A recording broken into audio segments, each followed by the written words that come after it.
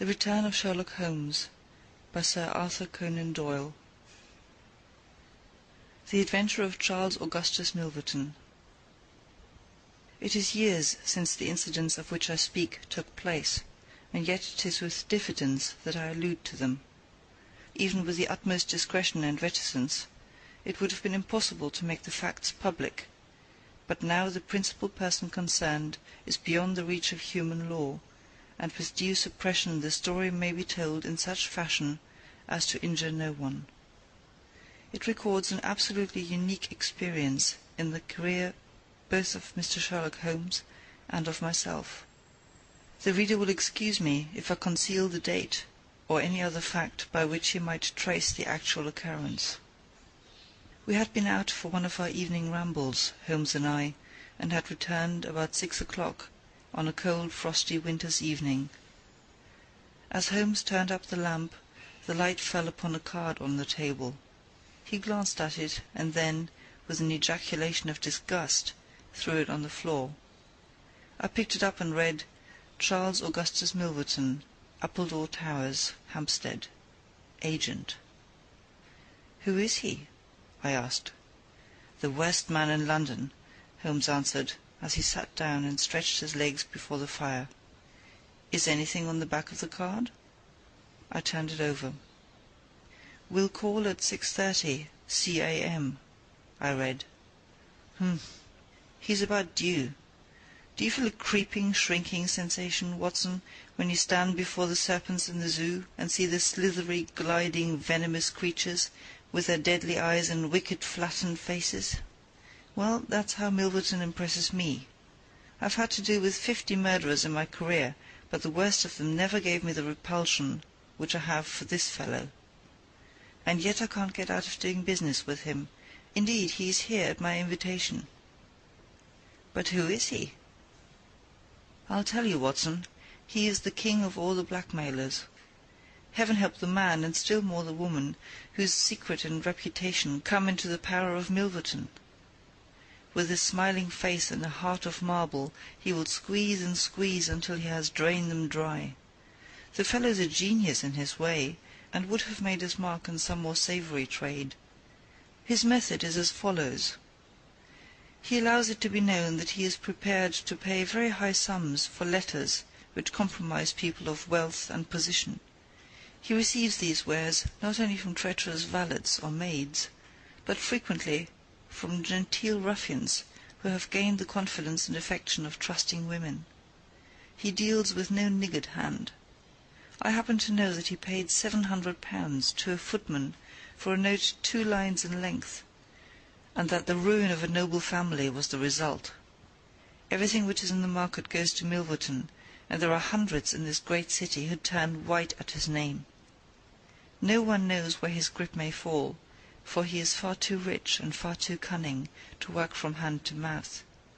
He will hold a card back for years in order to play it at the moment when the stake is best worth winning.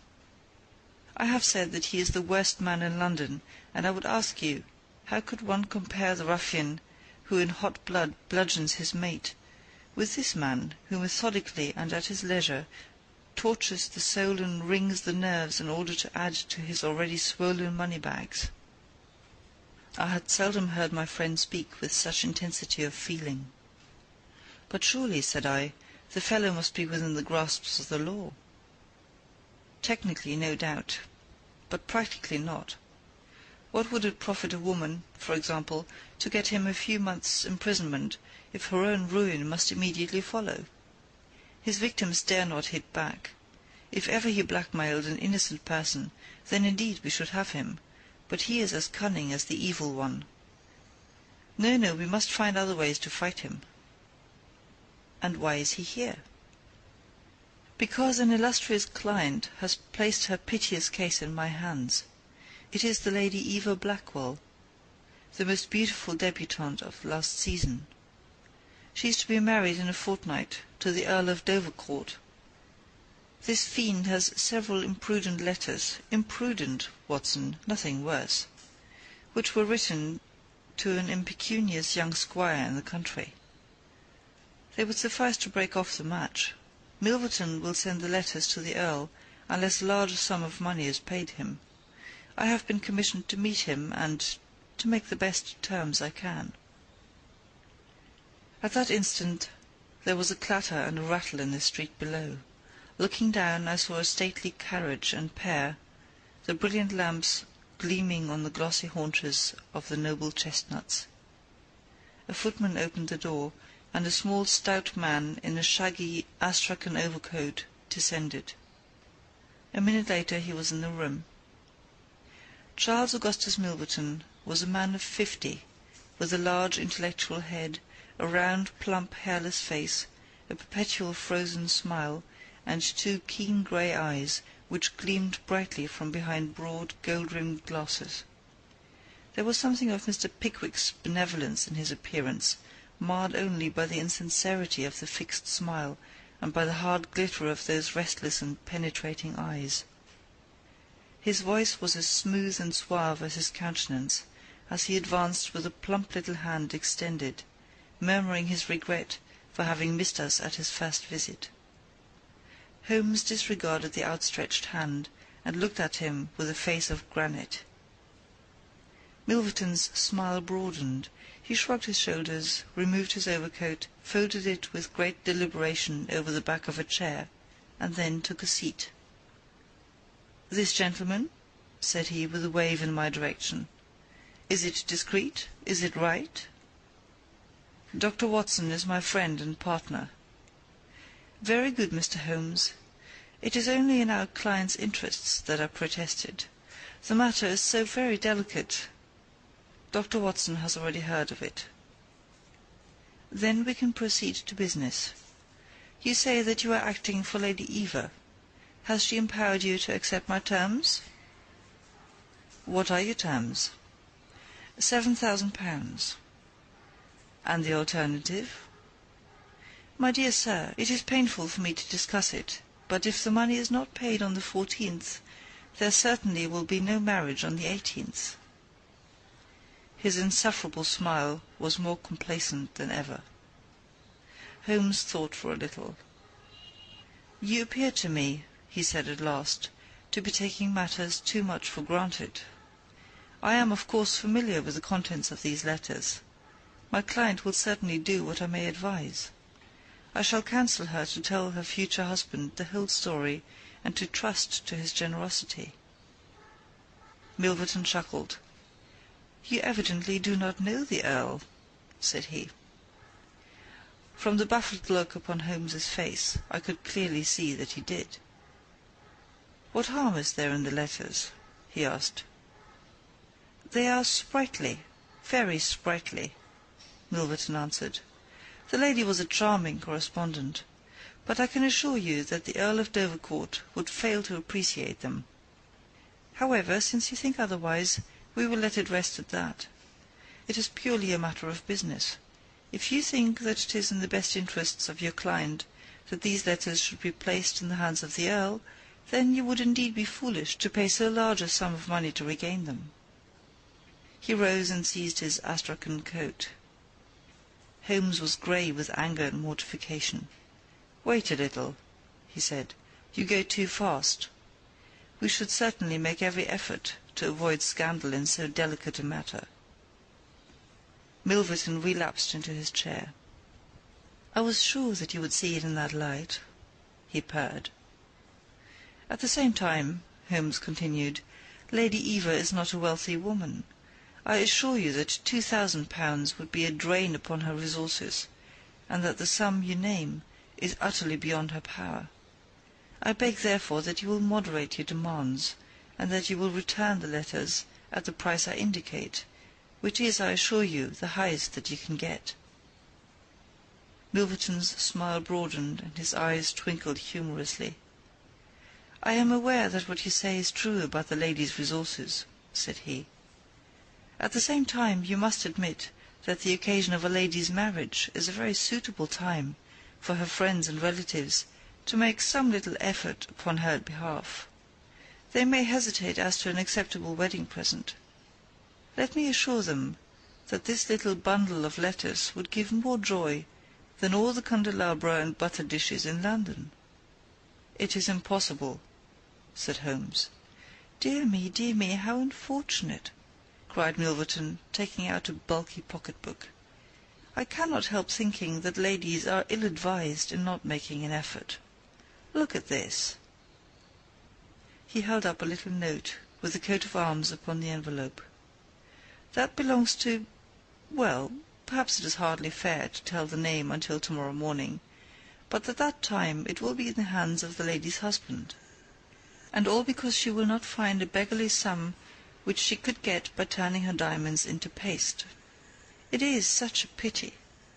Now, you remember the sudden end of the engagement between the Honourable Miss Miles and Colonel Dorking? Only 2 days before the wedding there was a paragraph in the Morning Post to say that it was all off. And why? It is almost incredible, but the absurd sum of £1,200 would have settled the whole question. Is it not pitiful? And here I find you, a man of sense, boggling about terms, when your client's future and honour are at stake. You surprise me, Mr. Holmes." "What I say is true," Holmes answered. "The money cannot be found.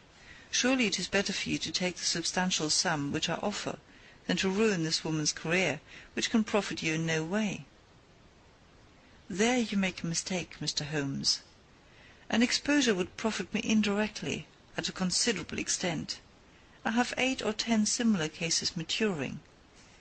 If it was circulated among them that I had made a severe example of the Lady Eva, I should find all of them much more open to reason. You see my point?" Holmes sprang from his chair. "Get behind him, Watson. Don't let him out. Now, sir, let us see the contents of that notebook." Milverton had glided as quick as a rat to the side of the room and stood with his back against the wall. Mr. Holmes," he said, turning the front of his coat and exhibiting the butt of a large revolver, which projected from the inside pocket.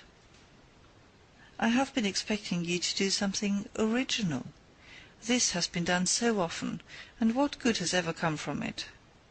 I assure you that I am armed to the teeth, and I am perfectly prepared to use my weapons, knowing that the law will support me. Besides, your supposition that I would bring the letters here in a notebook is entirely mistaken. I would do nothing so foolish. And now, gentlemen, I have 1 or 2 little interviews this evening, and it is a long drive to Hampstead."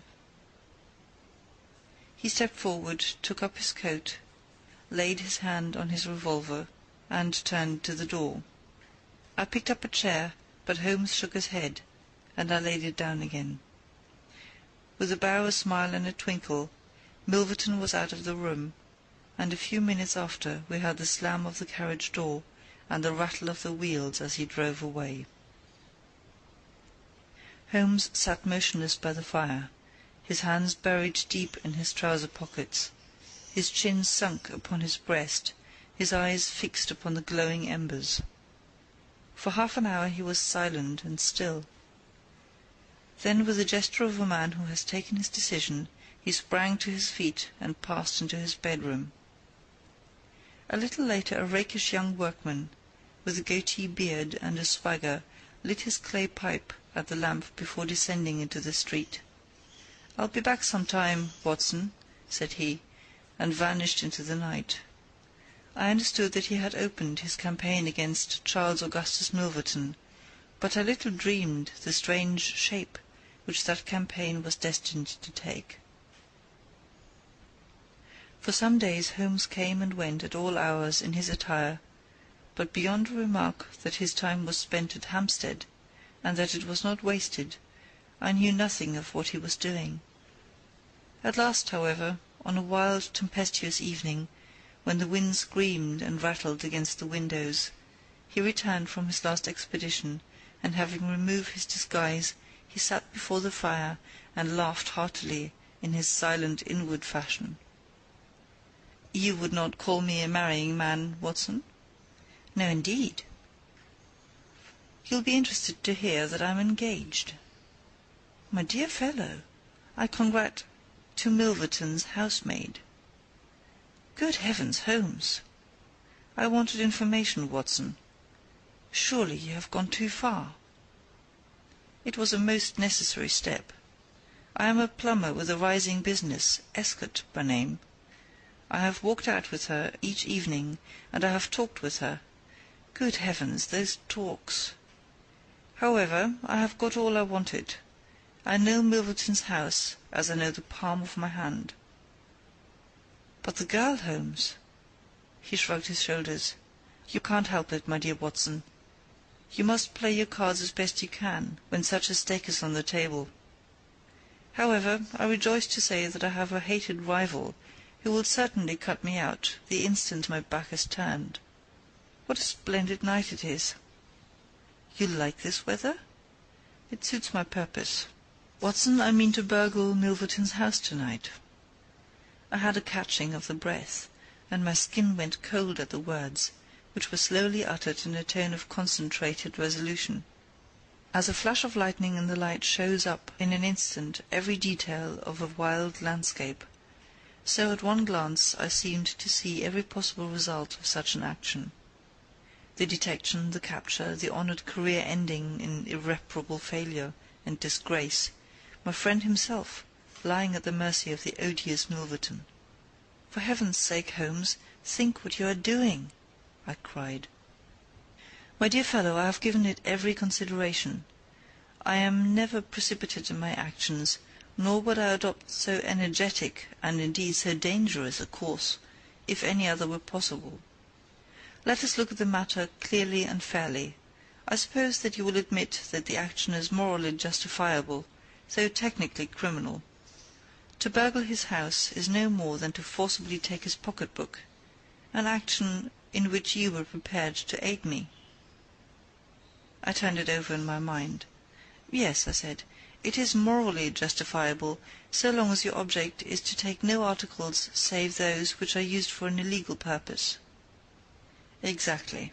Since it is morally justifiable, I have only to consider the question of personal risk. Surely a gentleman should not lay much stress upon this, when a lady is in most desperate need of his help." "You will be in such a false position."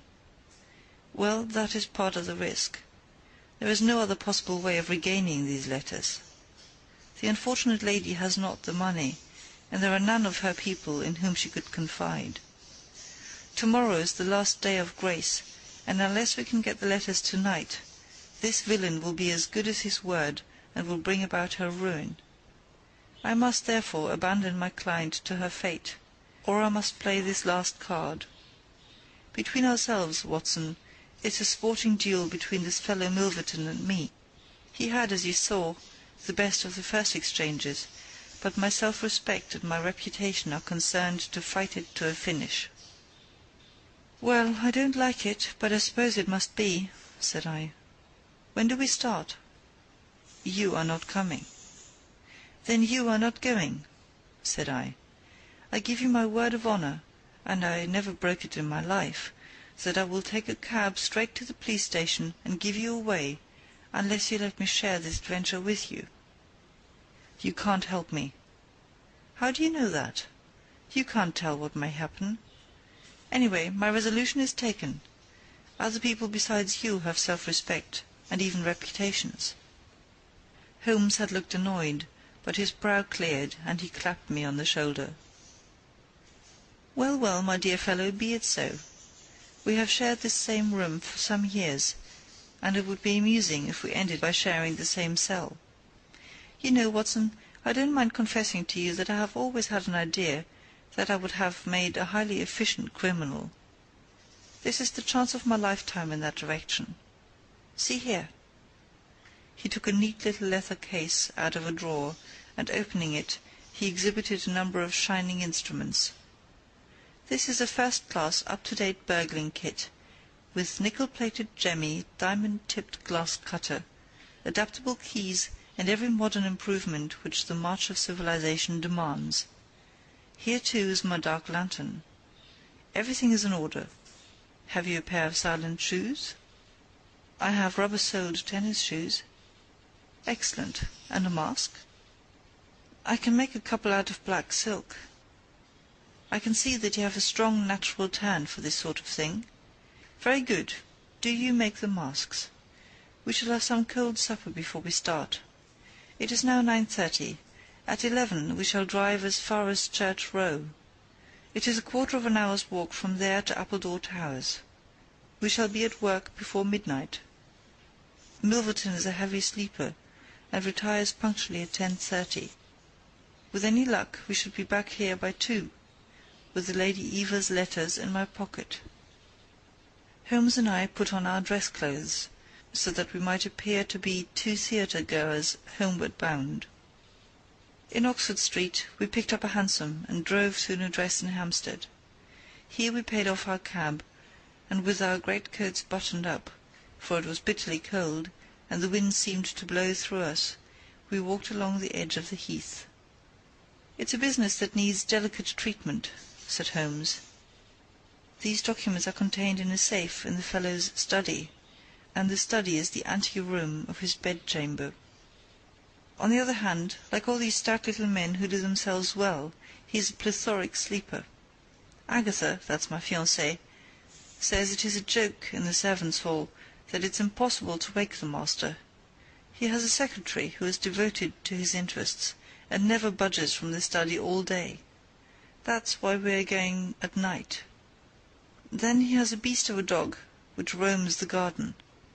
I met Agatha late the last 2 evenings, and she locks the brute up, so as to give me a clear run. This is the house, this big one in its own grounds. Through the gate, now to the right among the laurels. We might put on our masks here, I think. You see, there is not a glimmer of light in any of the windows, and everything is working splendidly. With our black silk face-coverings, which turned us into 2 of the most truculent figures in London, we stole up to the silent, gloomy house. A sort of tiled veranda extended along one side of it, lined by several windows and 2 doors. "That's his bedroom," Holmes whispered. "This door opens straight into the study. It would suit us best, but it is bolted as well as locked, and we should make too much noise getting in. Come round here. There's a greenhouse which opens into the drawing-room." The place was locked, but Holmes removed a circle of glass and turned the key from the inside. An instant afterwards he had closed the door behind us, and we had become felons in the eyes of the law. The thick warm air of the conservatory and the rich choking fragrance of exotic plants took us by the throat. He seized my hand in the darkness and led me swiftly past banks of shrubs which brushed against our faces. Holmes had remarkable powers, carefully cultivated, of seeing in the dark. Still holding my hand in one of his, he opened a door, and I was vaguely conscious that we had entered a large room in which a cigar had been smoked not long before. He felt his way among the furniture, opened another door, and closed it behind us. Putting out my hand, I felt several coats hanging from the wall, and understood that I was in a passage. We passed along it, and Holmes very gently opened a door upon the right-hand side. Something rushed out at us, and my heart sprang into my mouth, but I could have laughed when I realized that it was the cat. A fire was burning in this new room, and again the air was heavy with tobacco smoke. Holmes entered on tiptoe, waited for me to follow, and then very gently closed the door. We were in Milverton's study, and a portière at the farther side showed the entrance to his bedroom. It was a good fire, and the room was illuminated by it. Near the door I saw the gleam of an electric switch, but it was unnecessary, even if it had been safe, to turn it on. At one side of the fireplace was a heavy curtain which covered the bay window we had seen from the outside. On the other side was the door which communicated with the veranda. A desk stood in the centre, with a turning chair of shining red leather. Opposite was a large bookcase, with a marble bust of Athene on the top. In the corner between the bookcase and the wall there stood a tall green safe, the firelight flashing back from the polished grass knobs upon its face. Holmes stole across and looked at it. Then he crept to the door of the bedroom, and stood with slanting head, listening intently. No sound came from within. Meanwhile it had struck me that it would be wise to secure our retreat through the outer door, so I examined it. To my amazement it was neither locked nor bolted. I touched Holmes on the arm, and he turned his masked face in that direction. I saw him start, and he was evidently as surprised as I. "I don't like it," he whispered, putting his lips to my very ear. "I can't quite make it out. Anyway, we have no time to lose. Can I do anything?" "Yes, stand by the door. If you hear anyone come, bolt it on the inside, and we can get away as we came. If they come the other way, we can go through the door if our job is done, or hide behind these window curtains if it is not. Do you understand?" I nodded and stood by the door. My first feeling of fear had passed away, and I thrilled now with a keener zest than I had ever enjoyed when we were the defenders of the law instead of its defiers. The high object of our mission, the consciousness that it was unselfish and chivalrous, the villainous character of our opponent, all added to the sporting interest of the adventure. Far from feeling guilty, I rejoiced and exulted in our dangers. With a glow of admiration I watched Holmes unrolling his case of instruments and choosing his tool with the calm scientific accuracy of a surgeon who performs a delicate operation. I knew that the opening of safes was a particular hobby with him, and I understood the joy which it gave him to be confronted with this green and gold monster, the dragon which held in its maw the reputations of many fair ladies. Turning up the cuffs of his dress-coat, he had placed his overcoat on a chair. Holmes laid out 2 drills, a jemmy, and several skeleton keys. I stood at the centre door, with my eyes glancing at each of the others, ready for an emergency, though indeed my plans were somewhat vague as to what I should do if we were interrupted. For half an hour Holmes worked with concentrated energy, laying down one tool, picking up another, handling each with the strength and delicacy of the trained mechanic. Finally I heard a click, the broad green door swung open, and inside I had a glimpse of a number of paper packets, each tied, sealed, and inscribed. Holmes picked one out, but it was hard to read by the flickering fire, and he drew out his little dark lantern, for it was too dangerous with Milverton in the next room to switch on the electric light. Suddenly I saw him halt, listen intently, and then in an instant he had swung the door of the safe to, picked up his coat, stuffed his tools into the pockets, and darted behind the window curtain, motioning me to do the same. It was only when I had joined him there that I heard what had alarmed his quicker senses. There was a noise somewhere within the house. A door slammed in the distance. Then a confused, dull murmur broke itself into the measured thud of heavy footsteps rapidly approaching. They were in the passage outside the room. They paused at the door. The door opened. There was a sharp snick as the electric light was turned on. The door closed once more, and the pungent reek of a strong cigar was borne to our nostrils. Then the footsteps continued backward and forward, within a few yards of us. Finally there was a creak from a chair, and the footsteps ceased. Then a click in a lock, and I heard the rustle of papers. So far I had not dared to look out, but now I gently parted the division of the curtains in front of me, and peeped through. From the pressure of Holmes's shoulder against mine, I knew that he was sharing my observations. Right in front of us, and almost within our reach, was the broad rounded back of Milverton. It was evident that we had entirely miscalculated his movements, that he had never been in his bedroom, but that he had been sitting up in some smoking or billiard-room in the farther wing of the house, the windows of which we had not seen. His broad grizzled head, with its shining patch of baldness, was in the immediate foreground of our vision. He was leaning far back in the red-leather chair, his legs outstretched, a long black cigar projecting at an angle from his mouth.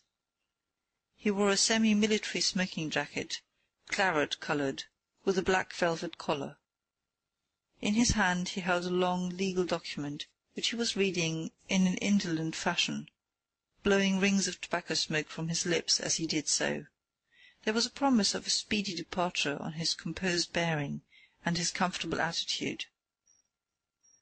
I felt Holmes's hand steal into mine, and gave me a reassuring shake, as if to say that the situation was within his powers, and that he was easy in his mind. I was not sure whether he had seen, what was only too obvious from my position, that the door of the safe was imperfectly closed, and that Milverton might at any moment observe it.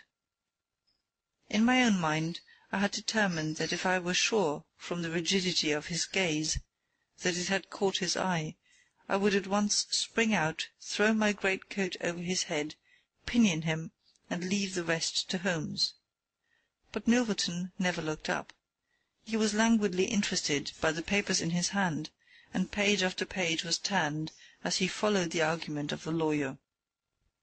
At least, I thought, when he has finished the document and the cigar, he will go to his room, but before he had reached the end of either, there came a remarkable development, which turned our thoughts into quite another channel. Several times I had observed that Milverton looked at his watch, and once he had risen and sat down again, with a gesture of impatience. The idea, however, that he might have an appointment at so strange an hour never occurred to me until a faint sound reached my ears from the veranda outside. Milverton dropped his papers and sat rigid in his chair. The sound was repeated, and then there came a gentle tap at the door. Milverton rose and opened it. "Well," said he, curtly, "you are nearly half an hour late." So this was the explanation of the unlocked door, and of the nocturnal vigil of Milverton. There was a gentle rustle of a woman's dress. I had closed the slit between the curtains, as Milverton's face had turned in our direction, but now I ventured very carefully to open it once more. He had resumed his seat, the cigar still projecting at an insolent angle from the corner of his mouth. In front of him, in the full glare of the electric light, there stood a tall, slim, dark woman, a veil over her face, a mantle drawn round her chin. Her breath came quick and fast, and every inch of the lithe figure was quivering with strong emotion. "Well," said Milverton, "you made me lose a good night's rest, my dear. I hope you will prove worth it. You couldn't come any other time, eh?" The woman shook her head. "Well, if you couldn't, you couldn't. If the Countess is a hard mistress, you have your chance to get level with her now. Bless the girl, what are you shivering about? That's right, pull yourself together. Now let us get down to business." He took a notebook from the drawer of his desk. "You say that you have 5 letters which compromise the Countess d'Albert. You want to sell them, I want to buy them. So far so good. It only remains to fix a price. I should want to inspect the letters, of course. If they are really good specimens— Good heavens, is it you?" The woman, without a word, had raised her veil and dropped the mantle from her chin. It was a dark, handsome, clear-cut face which confronted Milverton, a face with a curved nose, strong, dark eyebrows shading hard, glittering eyes, and a straight, thin-lipped mouth set in a dangerous smile. "It is I," she said, "the woman whose life you have ruined." Milverton laughed, but fear vibrated in his voice. "You were so very obstinate," said he. "Why did you drive me to such extremities? I assure you I wouldn't hurt a fly of my own accord, but every man has his business, and what was I to do? I put the price well within your means. You would not pay. So you sent the letters to my husband, and he, the noblest gentleman that ever lived, a man whose boots I was never worthy to lace, he broke his gallant heart and died. You remember that last night, when I came through that door, I begged and prayed you for mercy, and you laughed in my face as you are trying to laugh now, only your coward heart cannot keep your lips from twitching. Yes, you never thought to see me here again. But it was that night which taught me how I could meet you face to face and alone. Well, Charles Milverton, what have you to say?" "Don't imagine that you can bully me," said he, rising to his feet. I have only to raise my voice, and I could call my servants and have you arrested. But I will make allowance for your natural anger. Leave the room at once, as you came, and I will say no more." The woman stood with her hand buried in her bosom, and the same deadly smile on her thin lips. "You will ruin no more lives as you have ruined mine. You will wring no more hearts as you wrung mine. I will free the world of a poisonous thing. Take that, you hound, and that, and that, and that!" She had drawn a little gleaming revolver and emptied barrel after barrel into Milverton's body, the muzzle within 2 feet of his shirt front. He shrank away and then fell forward upon the table, coughing furiously and clawing among the papers. Then he staggered to his feet, received another shot, and rolled upon the floor. "You've done me," he cried, and lay still. The woman looked at him intently, and ground her heel into his upturned face. She looked again, but there was no sound or movement. I heard a sharp rustle, the night air blew into the heated room, and the avenger was gone. No interference upon our part could have saved the man from his fate, but as the woman poured bullet after bullet into Milverton's shrinking body, I was about to spring out, when I felt Holmes's cold, strong grasp upon my wrist. I understood the whole argument of that firm, restraining grip, that it was no affair of ours, that justice had overtaken a villain, that we had our own duties and our own objects, which were not to be lost sight of. But hardly had the woman rushed from the room, when Holmes, with swift, silent steps, was over at the other door. He turned the key in the lock. At the same instant we heard voices in the house and the sound of hurrying feet. The revolver shots had roused the household. With perfect coolness Holmes slipped across to the safe, filled his 2 arms with bundles of letters, and poured them all into the fire. Again and again he did it, until the safe was empty. Someone turned the handle and beat upon the outside of the door. The letter which had been the messenger of death for Milverton lay all mottled with his blood upon the table. Holmes tossed it in among the blazing papers. Then he drew the key from the outer door, passed through after me, and locked it on the outside. "This way, Watson," said he. "We can scale the garden wall in this direction." I could not have believed that an alarm could have spread so swiftly. Looking back, the huge house was one blaze of light. The front door was open, and figures were rushing down the drive. The whole garden was alive with people, and one fellow raised a view-halloa as we emerged from the veranda and followed hard at our heels. Holmes seemed to know the grounds perfectly, and he threaded his way swiftly among a plantation of small trees, I close at his heels, and our foremost pursuer panting behind us. It was a 6-foot wall which barred our path, but he sprang to the top and over. As I did the same, I felt the hand of the man behind me grab at my ankle, but I kicked myself free and scrambled over a grass-strewn coping. I fell upon my face among some bushes, but Holmes had me on my feet in an instant, and together we dashed away across the huge expanse of Hampstead Heath. We had run 2 miles, I suppose, before Holmes at last halted and listened intently. All was absolute silence behind us. We had shaken off our pursuers and were safe. We had breakfasted and were smoking our morning pipe on the day after the remarkable experience which I have recorded, when Mr. Lestrade, of Scotland Yard, very solemn and impressive, was ushered into our modest sitting-room. "Good morning, Mr. Holmes," said he. "Good morning. May I ask if you are very busy just now?" "Not too busy to listen to you." "I thought that, perhaps, if you had nothing particular on hand, you might care to assist us in a most remarkable case, which occurred only last night at Hampstead." "Dear me," said Holmes, "what was that?" "A murder, a most dramatic and remarkable murder.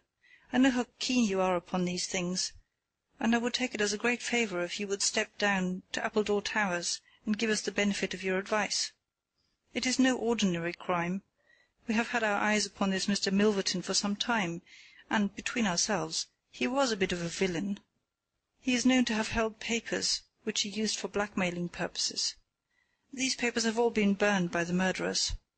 No article of value was taken, as it is probable that the criminals were men of good position, whose sole object was to prevent social exposure. "Criminals?" said Holmes. "Plural?" "Yes, there were 2 of them. They were as nearly as possible captured red-handed. We have their footmarks, we have their description, it's 10 to 1 that we trace them. The first fellow was a bit too active, but the second was caught by the under-gardener and only got away after a struggle. He was a middle-sized, strongly built man, square jaw, thick neck, moustache, a mask over his eyes." "That's rather vague," said Sherlock Holmes. "Why, it might be a description of Watson." "It's true," said the inspector, with amusement. "It might be a description of Watson." "Well, I'm afraid I can't help you, Lestrade," said Holmes. "The fact is that I knew this fellow Milverton, that I considered him one of the most dangerous men in London, and that I think there are certain crimes which the law cannot touch, and which, therefore, to some extent, justify private revenge. No, it's no use arguing. I have made up my mind. My sympathies are with the criminals rather than with the victim, and I will not handle this case." Holmes had not said one word to me about the tragedy which we had witnessed, but I observed all the morning that he was in his most thoughtful mood, and he gave me the impression, from his vacant eyes and his abstracted manner, of a man who is striving to recall something to his memory. We were in the middle of our lunch when he suddenly sprang to his feet. "By Jove, Watson, I've got it!" he cried. "Take your hat, come with me." He hurried at his top speed down Baker Street and along Oxford Street, until we had almost reached Regent Circus.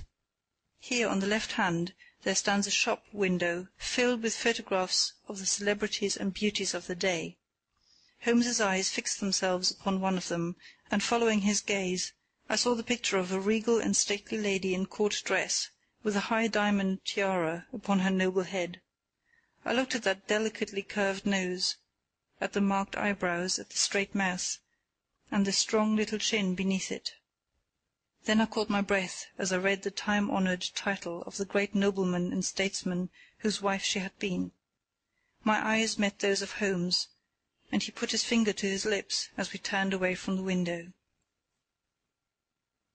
End of The Adventure of Charles Augustus Milverton,